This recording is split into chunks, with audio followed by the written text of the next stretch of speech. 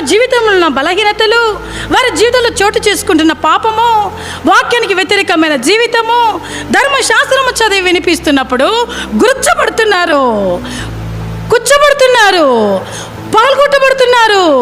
బద్దలు చేయు శుద్ధ వంటి దేవుని వాక్యం పగలగొడుతూ ఉండగా, సాకుల వంటి సబ్బు వంటి దేవుని వాక్యం కల్మషమును తోముతూ ఉంటే, ఖడ్గం వంటి దేవుని వాక్యం పదును చేస్తుంటే, హృదయంలోకి దూరుకొని వెళ్ళిన దేవుని వాక్యం ఒప్పింప చేస్తుంది. పశ్చాత్తాపపడుతున్నారు, ఏడుస్తున్నారు. వాక్యం వినకపోతే జీవితంలో తప్పు లోపములు ఎప్పుడు సరిచేయబడతాయి? మన వాక్యము ఎప్పుడైతే శ్రద్ధగా వింటామో, వినే దానిని బట్టి ఏం జరుగుతుంది? మన జీవితంలో ఏం జరుగుతుంది? కార్యసాధకము చేయబడి ఒప్పించబడుతూ ఉంటాము.